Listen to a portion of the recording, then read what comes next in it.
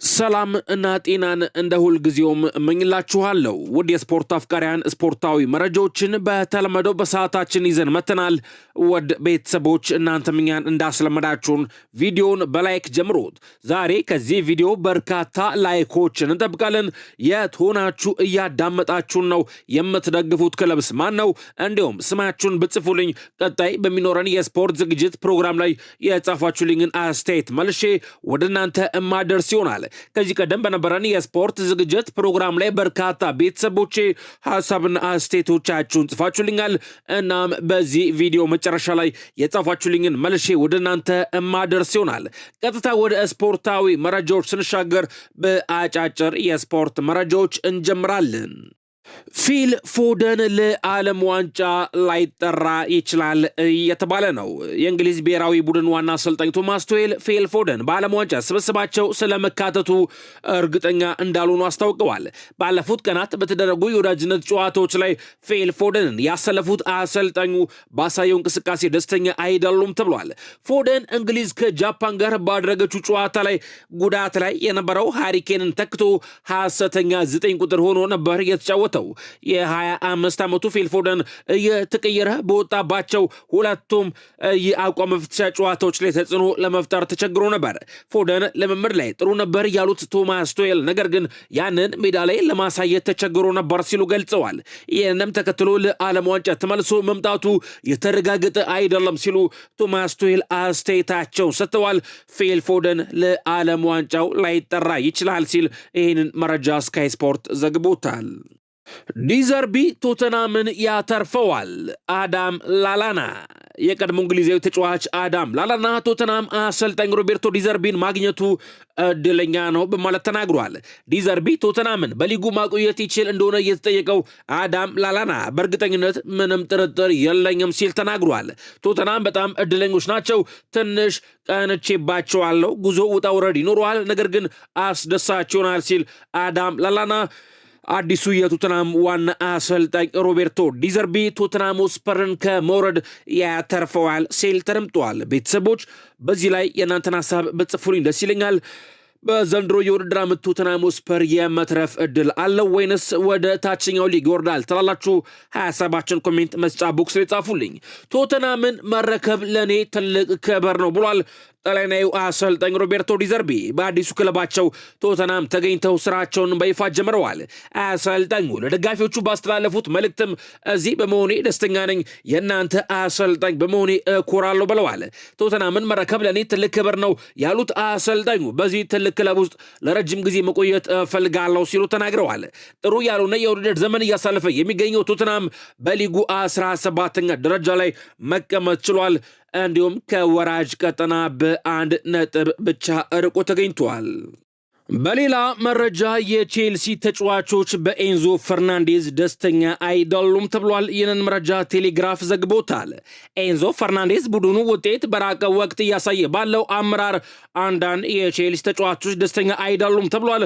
በተከታታይ 4 ሽንፈቶች በገጠሙበት ወቅት የቡድኑ አጋሮቹን በሜዳ ላይ በግልጽ መተቸቱ በተለይም ለፕሪሚየር ሊጉ ቶፕ 4 ውስጥ ለመግባት በሚደረገው ትግል አንድነት በጣም በሚያስፈልግበት ሰዓት እንዲህ መሆኑ አንዳንድ የቡድኑን አባላት አስቆጥቷል ብሏል ቴሌግራፍ በዘገባው። ፈርናንዴዝ በቅርቡ በፒኤስጂ በኒውካስትልና በኤቨርተን በደረሱት ሽንፈቶች ማግስት በመልበሻ ክፍል ውስጥም ድምፁን ከፍ አድርጎ ቅሬታውን ሲገልጽ እንደነበር ተሰምቷል ሲል ይህን መረጃ ቴሌግራፍ ዘግቦታል። ኤንዞ ፈርናንዴዝ ቼልሲ ከሰለቸው የፈለገበት ሊሄድ ይችላል። ጆኖቢ ሚኬል የቀድሞ የቼልሲ ታሪካዊ ተጫዋች ጆኖቢ ሚኬል ኤንዞ ፈርናንዴዝ የሰጠውን አስተያየት ተከትሎ ትችቱን ሰንዝሯል። ኤንዞ ፈርናንዴዝ ከቀናት በፊት በማድሪድ መኖር እንደሚፈልግ ተናግሮ እንደነበር ይታወሳል። ይህንን መረጃም ለእናንተ ለውድ ቤተሰቦች አድርሻችሁ ነበር። ጆኖቢ ሚኬል በበኩሉ ከክለቡ በላይ አስፈላጊ የሆነ ማንም ተጫዋች የለም፣ ለቼልሲ በመጫወቱ ማመስገን አለበት ሲል ተናግሯል። አክሎም በቼልሲ መጫወት ሰልችቶት ከሆነ ግን እጁን ከፍ አድርጎ ወደ ፈለገበት መሄድ ይችላል ሲል የቀድሞ የቼልሲ ተጫዋች ናይጄሪያዊው ጆኖቢ ሚኬል ተደምጧል። ቤተሰቦች በዚህ ላይ የእናንተን ሀሳብ በጽፉልኝ ደስ ይለኛል።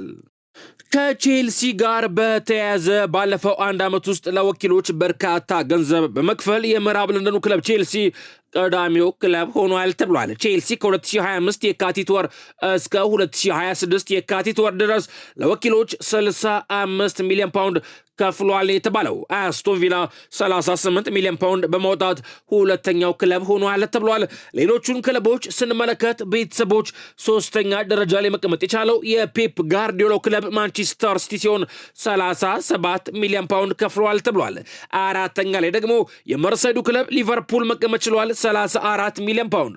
አምስተኛ ላይ ደግሞ የዘንድሮ የእንግሊዝ ፕሪሚየር ሊግ መሪ አርሰናል መቀመጥ ችሏል 32 ሚሊዮን ፓውንድ። እንዲሁም ስድስተኛ ላይ ደግሞ የማይክል ካሪክ ቡድን የሆነው ማንቸስተር ዩናይትድ 31 ሚሊዮን ፓውንድ ከፍለዋል ተብሏል።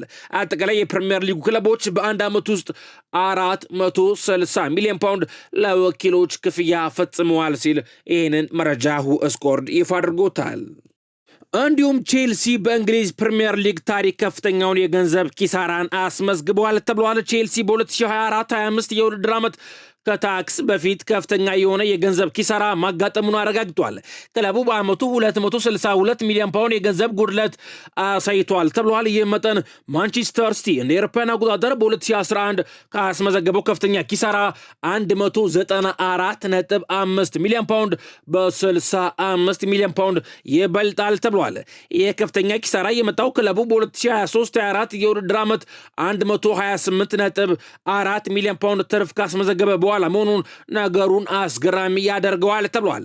የወጪዎቹ ምክንያት ምን ነበር የሚለውን ስንመለከት በ2025 ክረምት ቼልሲ በፕሪሚየር ሊጉ ታሪክ ከፍተኛውን የተጫዋቾች ሽያጭ ቢያከናውንም ከፍተኛ የተጫዋች ወኪሎች ከፍተኛ ወጪ መጨመሩ ትልቅ አስተዋጽኦ አድርጎበታል ተብሏል።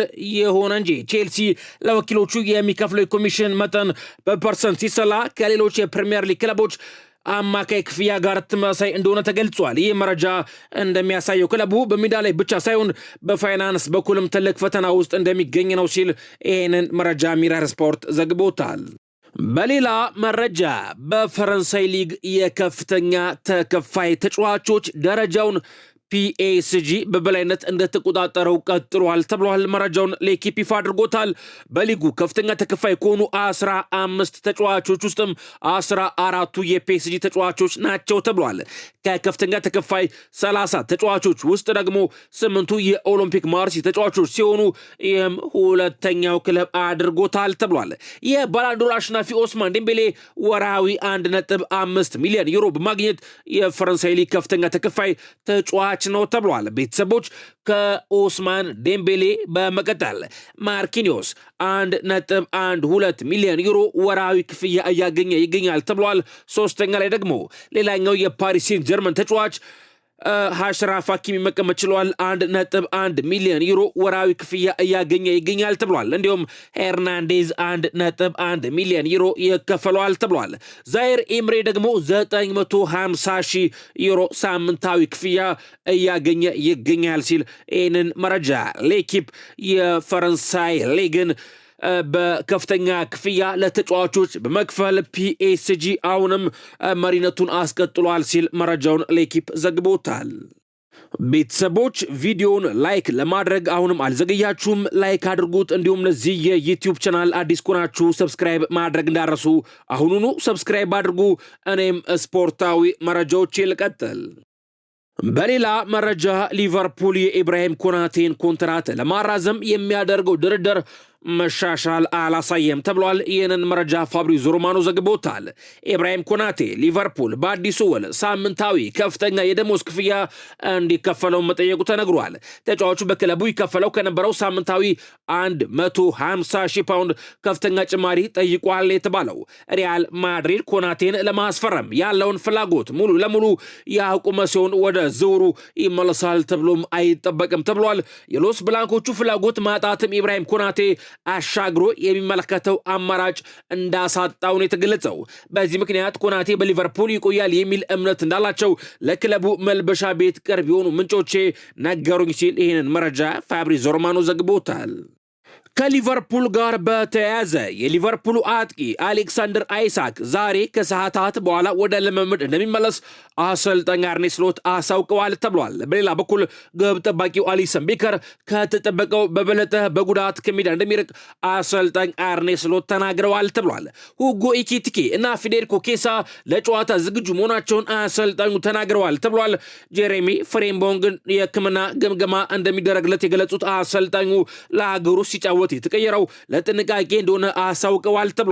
ሊቨርፑል የፊታችን ቅዳሜ 8:45 ላይ ከማንቸስተር ሲቲ ጋር ወሳኝ የኤፍኤ ካፕ ሩብ ፍጻሜ ጨዋታ እንዳለበት ይታወቃል። ሊቨርፑልን በሊጉ ማየት አያዝናናም። ስቴቨን ጄራርድ የቀድሞ የሊቨርፑል ታሪካዊ ተጫዋች ስቴቨን ጄራርድ ሊቨርፑልን በሊጉ መመልከት አያዝናናም በማለት ተናግሯል። ከጋሪ ኔቪል ጋር ቆይታ የነበረው ስቴቨን ጄራርድ ሊቨርፑልን በሊጉ መመልከት አላዝናናኝም ያለ ሲሆን መስተካከል ያለበት ብዙ ችግር አለባቸው ብሏል። ሊቨርፑልን ስለማሰልጠን ያሰብ እንደሆነ የተጠየቀው የቀድሞ ተጫዋቹ አዎ ህልሜ ነው ሲል ምላሽ ሰጥቷል። ነገር ግን አሁን ለተወሰነ ጊዜ ኃላፊነት ለመቀበል ዝግጁ ላልሆን እችላለሁ ሲል ስቴቨን ጄራርድ ጨምሮ ተናግሯል። የሊቨርፑል ምክትል አሰልጣኝ እንዲሆን ቢጠየቅ ይቀበል እንደሆነ የተጠየቀው ስቴቨን ጄራርድ በምላሹ ምን ብሏል? ለሊቨርፑል አደርገው ነበር ሲል ተናግሯል። ስቴቨን ጄራርድ ስለ አሰልጣኝ አርኔ ስሎትም እንዲህ ብሏል። አምና የሊጉን ዋንጫ አሸንፏልና በዘንድሮ የውድድር ዓመት የሊቨርፑልን ችግር እንዲያስተካክል ሙሉ 1 ዓመት ቢሰጠው የሚያስከፋ ነገር አይደለም ሲል ተደምጧል። በሌላ መረጃ የማንቸስተር ሲቲ የወሩ ምርጥ ተጫዋች ታውቋል። በአሰልጣኝ ፔፕ ጋርዲዮላ የሚመሩት ማንቸስተር ሲቲዎች የወርሃ መጋቢት የወሩ ምርጥ ተጫዋቻቸውን ይፋ አድርገዋል። በዚህ መሰረት የኋላ መስመር ተጫዋቹ አብዱኮድር ኩዛኖቭ የመጋቢት ወር የወሩ ምርጥ ተጫዋች ተብሎ መመረጥ ችሏል። ኡዝቤክስታናዊው ተከላካይ አብዱኮድር ኩዛኖቭ በውድድር ዘመኑ ለሁለተኛ ጊዜ የክለቡ የወሩ ምርጥ ተጫዋች ተብሎ ተመርጧል ሲል ይህን መረጃ ስካይ ስፖርት ዘግቦታል። ማንቸስተር ዩናይትዶች ከፒኤስጂ ጋር ሊጫወቱ ነው እየተባለ ነው። ማንቸስተር ዩናይትዶች ሐምሌና ነሐሴ ላይ በ5 ሀገራት የቅድመ ውድድር የአቋም መፍትሻ ጨዋታዎች ለማድረግ አቅደዋል ተብሏል። ማንቸስተር ዩናይትዶች ስዊድን፣ ፊንላንድ፣ አየርላንድ፣ ኖርዌይ እና ፖላንድ ውስጥ የወዳጅነት ጨዋታ ያደርጋሉ ተብሏል። ማንቸስተር ዩናይትድ ስዊድን ውስጥ ከፈረንሳዩ ክለብ ፒኤስጂ ጋር የወዳጅነት ጨዋታ ለማድረግ አቅዷል የተባለው ክለቡ በዚህ ዓመት ወደ እስያ ሀገራትም የቀድሞ ውድድር ዝግጅት ጉዞ ላለማድረግ መወሰኑ ተገልጿል። ማንቸስተር ዩናይትድ ከነማን ጋር ይጫወታል የሚለውን ስንመለከት ማንቸስተር ዩናይትድ ከሬክሳም ጋር ፊንላንድ ላይ፣ ማንቸስተር ዩናይትድ ከሮሰንበርግ ጋር ኖርዌይ ላይ፣ ማንቸስተር ዩናይትድ ከአትሌቲኮ ማድሪድ ጋር ስዊድን ላይ፣ ማንቸስተር ዩናይትድ ከፒኤስጂ ጋር በተመሳሳይ ስዊድን ላይ፣ ማንቸስተር ዩናይትድ ከሊድስ ዩናይትድ ጋር አየርላንድ ላይ፣ ማንቸስተር ዩናይትድ ከኤሲ ሚላን ጋር ፖላንድ ላይ በቅድመ ተከተል ጨዋታዎቹን የሚያደርግ ይሆናል። ሊሳንድሮ ማርቲኔዝ የማንቸስተር ዩናይትዱ የተከላካይ ተጫዋች ወደ ሜዳ ተመልሶ የግል ልምምድ ማድረግ ጀምሯል ተብሏል። ተጫዋቹ አሁን ላይ ወደ ጨዋታ ከመመለሱ በፊት የአካል ብቃት እንቅስቃሴዎችን ጠንክሮ በመስራት ላይ ይገኛል ሲል ይህንን መረጃ ስካይ ስፖርት ዘግቦታል። ማንቸስተር ዩናይትዶች የኤቨርተኑን ተጫዋች ኢልማን ነዳይን ከክረምቱ የዝውውር መስኮት በፊት በቅርበት እየተከታተሉት ይገኛል ተብሏል። ተጫዋቹ ማንቸስተር ዩናይትድን እንደ ህልሙ ክለብ ስለሚቆጥረው ወደ ክለቡ ለመዘዋወር የሚያገኘውን ማንኛውንም ዕድል ለመጠቀም ዝግጁ እንደሆነ ታውቋል ሲል ይህን መረጃ ሜን ስፖርት ዘግቦታል። ከማንቸስተር ዩናይትድ ጋር በተያያዘ ማንቸስተር ዩናይትዶች ከኮቢ ማይኖ ጋር ሲያደርጉት የነበረው የኮንትራት ማራዘሚያ ንግግር ተቋርጧል ተብሏል። ተጫዋቹ አዲስ ፈተና መጋፈጥ እንደሚፈልግ ለማንቸስተር ዩናይትድ አመራሮች አሳውቋል ሲል ይህንን መረጃ ፋብሪዞ ሮማኖ ዘግቦታል። በሌላ መረጃ የአርሰናል የወሩ ምርጥ ተጫዋች እጩዎች ይፋ ተደርገዋል። የሰሜን ለንደኑ ክለብ አርሰናል የወርሃ መጋቢት የወሩ ምርጥ ተጫዋች እጩዎች ይፋ ተደርገዋል። ቤተሰቦች በዚህም መሰረት ምስሉ ላይ እንደምትመለከቱት ዴቪድ ራያ፣ ዴክላን ራይስ፣ ጋብሪኤል ማጋሌዝ እና ኤብሬቺዜ በእጩነት መቅረብ ችለዋል። ቤተሰቦች ለእናንተ የአርሰናል የወርሃ መጋቢት የወሩ ምርጥ ተጫዋች ማን ነው? ምርጫችሁ የሆኑን ተጫዋች ስም ኮሜንት መስጫ ቦክስ ላይ ጻፉልኝ። አርሰናሎች የባየር ሊቨርኩሰኑን የ19 ዓመቱን አጥቂ ክርስቲያን ኮፋኔን ለማስፈረም ትልቅ ቦታ ይዘው ይገኛል ተብሏል። መድፈኞቹ ከተጫዋቹ ወኪሎች ጋር ግንኙነት በማድረግ ላይ ሲሆኑ ይፋዊ ጥያቄ ለማቅረብም በዝግጅት ላይ መሆናቸውን ወኪሉ ኤሪክ ዲፖላ ተናግሯል ሲል ይህንን መረጃ ዴቪድ ኦርንስቲን ከዚ አትሌቲክስ ይፋ አድርጎታል። የክርስቲያን ኮፋኔ ወኪሎች የባየር ሊቨርኩሰኑን አጥቂ 100 ሚሊዮን ዩሮ ይገምቱታል ተብሏል። መድፈኞቹም የውድድር ዓመቱን ካጠናቀቁ በኋላ የዝውውር ጥያቄ እንደሚያቀርቡ ይጠበቃል ተብሏል። ወኪሉ ኤሪክ ዲፖልም እንዲህ ብሏል። አርሰናሎች ኮፋኔን ማግኘት ከቻሉ ለቀጣዮቹ 10 ዓመታት ከፍተኛ አጥቂ ይኖራቸዋል ሲል ተደምጧል። ቤተሰቦች በዚህ ላይ የእናንተን ሐሳብ በጽፉልኝ ደስ ይለኛል። የቀድሞ የአርሰናል ተጫዋች ጃክ ዊልሼር እንዲህ ብሏል። አርሰናሎች ይህንን ያክል ዋጋ በአጥቂ ላይ ለማውጣት እውነትም ዝግጁ ከሆኑ ትክክለኛው ሰው ኮፋኒ ሳይሆን ጁሊያን አልቫሬዝ ነው ብሏል። ሁለገብ የሆነ ተጫዋች ነው። ከአንድ ቦታ በላይ ተሰልፎ መጫወት ይችላል። አርሰናል አንዳንድ ጨዋታዎች ላይ የሚያስፈልገው ከሳጥን ውጪ በሁለቱም እግሮቹ የማግባት አቅም አለው። የቆሙ ኳሶች ላይ በተለይም የቅጣት ምት ድንቅ ብቃት አለው። በፕሪሚየር ሊጉ ከዚህም በፊት ተጫውቶ ያውቃል። ለዋንጫ የመፎካከርና የማሸነፍ ልምድ አለው። የጉዳት ሪከርዱን በጣም ጥሩ ነው ብሏል። የቀድሞ የአርሰናል ተጫዋች ጃክ ዊልሼር አርሰናሎች ለኮፋኒ 100 ሚሊዮን ማውጣት የለባቸውም፣ ገንዘብ ጨምረው ጁሊያን አልቫሬዝን ማስፈረም አለባቸው ብሏል። ቤተሰቦች በዚህ ላይ እናንተን ሐሳብ በጽፉልኝ ደስ ይለኛል።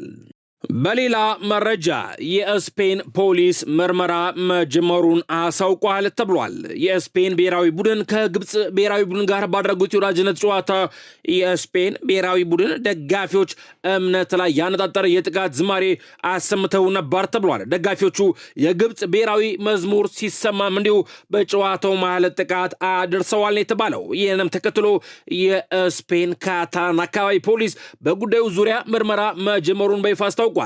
የስፔን ፍትህ ሚኒስቴር ፍሌክስ ቦላኖስ በበኩላቸው ጥቃቱን በማውገዝ ድርጊቱ እንደ ማህበረሰብ ያሳፍረናል ሲሉ ገልጸዋል። ከጨዋታው በኋላም የስፔን ብሔራዊ ቡድን ቁልፍ ተጫዋች የሆነው ላሚን ያማል ከቡድኑ ጋር ለደጋፊው ሰላምታ ሳይሰጥ መሄዱ ተገልጿል። በሌላ በኩል የስፔን እግር ኳስ ፌዴሬሽን ከፊፋ ቅጣት እንደሚጠብቀው ታውቋል ሲል ይህንን መረጃ ሙንዶ ዲፖርቲቮ ዘግቦታል። የግብፅ ብሔራዊ ቡድን ምን ገጠመው የሚለውን ስንመለከት የግብፅ ብሔራዊ ቡድን ከስፔን ብሔራዊ ቡድን ጋር በባርሴሎና የወዳጅነት ጨዋታውን አድርጎ ነበር። ከጨዋታው መጀመር በፊት ግን የግብፅ ብሔራዊ መዝሙር ሲዘመር የስፔን ብሔራዊ ቡድን ደጋፊዎች ለመረበሽ ሞክረዋል ተብሏል። በተጨማሪም ደጋፊዎቹ ጨዋታው በመካሄድ ላይ ያለ በግብፅ ብሔራዊ ቡድን ላይ የተለያዩ የጥቃት ዝማሬዎችን አሰምተዋል። በስታዲየሙ የሚገኙ አብዛኞቹ የስፔን ደጋፊዎች ከእምነት ጥላቻ ጋር የተያዙ ዝማሬዎችንም ሲያሰሙ ተሰምተዋል። በስታዲየሙ የዘረኝነት ጥቃት ማድረስ ለቅጣት እንደሚዳርግ የማሳሰቢያና ማስጠንቀቂያ መልእክትም የተላለፈ ሲሆን ደጋፊዎቹ መልእክቱን ተቃውመዋል የተባለው። በስታዲየሙ የሚገኝ አንድ ስፔናዊ ጋዜጠኛም ድርጊቱን ያወገዘ ሲሆን አንተ እንድትከበር ሌሎችን ማክበር ይገባል ሲል ጽፏል። እግር ኳስ ፌዴሬሽኑ መታደስ አለበት። የጣሊያን ስፖርት ሚኒስቴር አንድሬ አቦዲ የሀገሪቱ እግር ኳስ በድጋሚ መገንባት እንደሚፈልግ ተናግረዋል። አሁን ላይ የጣሊያን እግር ኳስን በድጋሚ መገንባት አስፈላጊ ሆኗል ሲሉ የስፖርት ሚኒስቴሩ ገልጸዋል። ቡድኑን ዳግም የመገንባት ሂደት የእግር ኳስ ፌዴሬሽኑን አመራር በማደስ መጀመር አለበት ሲሉ አሳስበዋል። በሌላ በኩል የጣሊያን ብሔራዊ ቡድን አሰልጣኝ ጂራኖ ጋቱሶ በፍቃዱ ኃላፊነት ሊለቅ እንደሚችል የሀገሪቱ ጋዜጦች እያስነበቡ ይገኛል። ቤተሰቦች እንደሚታወቀው የጣሊያን ብሔራዊ ቡድን ለሶስተኛ ተከታታይ ጊዜ ለዓለም ዋንጫ ሳያልፍ ቀርቷል። እንዲሁም ጣሊያን ከፍተኛ የገንዘብ ኪሳራ ይገጥማታል ተብሏል። የጣሊያን ብሔራዊ ቡድን ለ2026 የዓለም ዋንጫ ውድድር ማለፍ ሳይችል መቅረቱ አይዘነጋም። በስፖርታዊ ውጤቱ ምክንያትም የጣሊያን እግር ኳስ ፌዴሬሽን ከፍተኛ ገንዘብ እንደሚያጣ ተገልጿል። ጣሊያን ለዓለም ዋንጫ ማለፍ አለመቻሏ ቢያንስ 30 ሚሊዮን ዩሮ እንደሚያሳጣት ተነግሯል። የጣሊያን እግር ኳስ ፌዴሬሽን ፊፋ ቃል የገባውን 10.5 ሚሊዮን ዩሮ የተሳትፎ ክፍያን ያጣል ተብሏል። እንዲሁም ቡድኑ ለዓለም ዋንጫው ባለማለፉ ከአዲዳስ ማግኘት የሚገባውን 9.5 ሚሊዮን ዩሮ ለማጣት ተገዷል ተብሏል። በተጨማሪም ከቁሳቁስ ሽያጭና አዳዲስ ስፖንሰሮች ሊያገኝ የነበረውን 10 ሚሊዮን ዩሮ ማጣቱም ታውቋል ሲል ይህን መረጃ ስካይ ስፖርት ዘግቦታል። ጣሊያን ለዓለም ዋንጫ አለማለፏን ተከትሎ ሁኔታው በጣም ያማል፣ ጎርቶናል ብሏል። ጂናኖ ጋቱሶ ባለማለፋችን ይቅርታ ጠይቃለሁ ብሏል። የጣሊያን ብሔራዊ ቡድን ዋና አሰልጣኝ ጂናኖ ጋቱሶ ሽንፈቱ በጣም ያማል ሲል ገልጾታል። ስለ ዳኝነቱ ማውራት አልፈልግም ያለው ጋቱሶ ነገር ግን የተፈጠረው ነገር ፍትሃዊ አይደለም ሲል ተናግሯል። አክሎም ተጫዋቾቹ ሽንፈት አይገባቸውም ነበር፣ ሜዳ ላይ ባደረጉት ነገር በጣም አስደንቀውኛል ሲል ገልጿል። የተፈጠረው ነገር የሚያምነው በጣም ጎርቶኛል ያለው አሰልጣኙ ሽንፈቱን ለመቀበል ይከብዳል፣ ነገር ግን እግር ኳስ ነው ብሏል። የወደፊት ቆይታዬ አሁን ለውጥ አያመጣም፣ ግን ግድም አይሰጠኝም ያለ ሲሆን ማለፍ ባለመቻላችን ይቅርታ እጠይቃለሁ ሲል ጂናኖ ጋቱሶ የጣሊያን ብሔራዊ ቡድን ዋና አሰልጣኝ ተናግሯል። የቱርክ ተጫዋቾች ቪላ ቤት ሊሸለሙ ነው እየተባለ ነው። ቤተሰቦች ይህንን መረጃ ቢልድ ስፖርት ዘግቦታል። የቱርክ እግር ኳስ ፌዴሬሽን ፕሬዝዳንት ኢብራሂም ሃሲዮስ ማናሎ ለዓለም ዋንጫ ማለፋቸውን ተከትሎ ለተጫዋቾቹ ሽልማት አዘጋጅተዋል። ፕሬዝዳንቱ ለሁሉም የብሔራዊ ቡድኑ ተጫዋቾች ቪላ መኖሪያ ቤት እንደሚቀርብ አስታውቀዋል። የዓለም ዋንጫውን እናሸንፈዋለን ሲሉ ፕሬዝዳንቱ አስተያየታቸውን ሰጥተዋል። ለተጫዋቾቹ የሚቀርበው ቪላ ቤት በአንጸባራቂዋ የቱርክ የወደብ ከተማ ቦድሩም እንደሚገነባ ተገልጿል። ቱርክ ከ24 ዓመታት በኋላ ለመጀመሪያ ጊዜ ለዓለም ዋንጫ ማለፏን ማረጋገጧ አይዘነጋም ሲል ይህን መረጃ ቢልድ ስፖርት ዘግቦታል። ከዓለም ዋንጫው ጋር በተያያዘ ኮንጎ ብሔራዊ የደስታ በዓል አውጃለች ተብሏል። አፍሪካዊቱ ሀገር ዲሞክራቲክ ኮንጎ ጃማይካን በማሸነፍ ለ2026 የዓለም ዋንጫ ማለፍ ችላለች። ቡድኑ ያስመዘገበውን ታሪካዊ ድልም ተከትሎ ዲሞክራቲክ ኮንጎ ብሔራዊ የደስታ ቀን አውጃለች። ይህንንም ተከትሎ በዲሞክራቲክ ኮንጎ ኪንሻሳ ከፍተኛ ዝናብ ቢጥልም በሀገሪቱ እግር ኳስ አፍቃሪያን ሲጨፈር ታድሯል ተብሏል። ዲሞክራቲክ ኮንጎ ከ1974 በኋላ ለመጀመሪያ ጊዜ ነው ለዓለም ዋንጫ ማለፍ የቻለችው። ጃፓናውያን ካቀዱ ያሳኩታል። አሰልጣኝ ሃጂሜ ሞሪያሱ ከረጅም ዓመት በፊት እንግሊዝ ውስጥ ተፌዞብን ነበር። ጃፓን ዌምብሌ ላይ ከእንግሊዝ ጋር ያደረገችውን የወዳጅነት ጨዋታን 1-0 አሸንፋለች። ይህንም ተከትሎ ጃፓን እንግሊዝን ያሸነፈች የመጀመሪያዋ የእስያ አህጉር ሀገር መሆን ችላለች። የጃፓን ብሔራዊ ቡድን አሰልጣኝ ሃጂሜ ሞሪያሱ ድሉ ትርጉም እንዳለውና በቀላሉ እንደማይመለከቱት ገልጸዋል። ከ36 ዓመታት በፊት በማንቸስተር ዩናይትድ ልምምድ እሰራ ነበር ሲሉ ወደኋላ ተመልሰው ያስታውሱት አሰልጣኙ ቀድሞውኑ ጃፓኖች ኳስ መጫወት ይችላሉ በሚል ተፌዞብኝ ነበር ብለዋል። አሁን የት ደረጃ እንደምንገኝ ተመልከቱ ሲሉ የጃፓን እግር ኳስ ደረጃ በጠንካራ ስራ መምጣቱን ተናግረዋል። አክለውም ጃፓኖች አንድ ግብ ሲያስቀምጡ በእርግጠኝነት ያሳኩታል፣ በዚህ አምናለሁ ሲሉ ተናግረዋል። አሰልጣኝ ሃጂሜ ሞሪያሱ ጃፓንን እየመሩ ከ2018 ጀምሮ ከአውሮፓ ሀገራት ጋር ያደረጉት ጨዋታን አልተሸነፉም ሲል ይህንን መረጃ ሜን ስፖርት ይፋ አድርጎታል። በሀገር ውስጥ አንድ መረጃ ዋሊያዎቹ የፊፋ ደረጃቸው ከፍ ብሏል ተብሏል። የኢትዮጵያ ብሔራዊ ቡድን ዋሊያዎቹ በፊፋ ወራዊ የብሔራዊ ቡድኖች ደረጃ ሰንጠረዥ በ3 ደረጃዎች ከፍ ብለዋል ነው የተባለው። ዋሊያዎቹ ባለፈው ወር ደረጃ ከነበሩበት 147ኛ ደረጃ በ3 ደረጃዎች ከፍ ብለው 144ኛ ደረጃ ላይ ተቀምጠዋል ተብሏል። የኢትዮጵያ ብሔራዊ ቡድን በአፍሪካ ዋንጫ ቅድመ ማጣሪያ ያደረጋቸውን 2 ጨዋታዎችን ማሸነፍ ይታወሳል። በፊፋ ወራዊ ደረጃ ፈረንሳይ 2 ደረጃዎችን በማሻሻል ከዓለም የአንደኝነቱን ደረጃ ይዛለች ነው የተባለው። የአፍሪካ ዋንጫ ቅድመ ማጣሪያ የደርሶ መልስ ጨዋታውን ያሸነፈው የኤርትራ ብሔራዊ ቡድን ደግሞ በይፋ ወራዊ ደረጃ ሰንጠረዥ ውስጥ ሲካተት 184ኛ ደረጃ ላይ መቀመጥ ችሏል። የት ሆናችሁ እያዳመጣችሁን ነው? የምትደግፉት ክለብስ ማን ነው? እንዲሁም ስማችሁን ብጽፉልኝ ውድ ቤተሰቦች ቀጣይ በሚኖረን የስፖርት ዝግጅት ፕሮግራም ላይ የጻፋችሁልኝን አስተያየት መልሼ ወደ እናንተ ማደርስ ይሆናል። አሁን ከዚህ ቀደም በነበረን የስፖርት ዝግጅት ፕሮግራም ላይ ሐሳብን አስተያየቶቻቸውን የጻፉልኝን ቤተሰቦቼን ማመሰግንበት ሰዓት ደርሷል። የጻፋችሁልኝን መልሼ ወደ እናንተ ላድርስ። ዋው ሰላም እንዴት ነህ ወንድሜ? አህመድ ሺፋ ከነቀምት የቼልሲ ደጋፊ ነኝ። ቼልሲ ውስጤ ነው፣ አትጥፋ፣ እወዳለሁ ማይ ብራዘር፣ አላህ ከአንተ ጋር ይሁን ብሎኛል። አህመድ ሺፋ ከነቀምት ሁልጊዜም ስለምትጽፍልን ከልብ አመሰግናለሁ። ሃይ ሰላም ይብዛ ወንድሜ፣ የምታቀርበው ፕሮግራም ተመችቶናል፣ በዚሁ ቀጥል። ሻለቃ ወላንቾ ወልዴ ነኝ ከመከላከያ የቼልሲ ደጋፊ ነኝ። ቼልሲ ውስጤ ነው ብሎኛል ሻለቃ ወላንቾ ወልዴ ከመከላከያ ከልብ አመሰግናለሁ።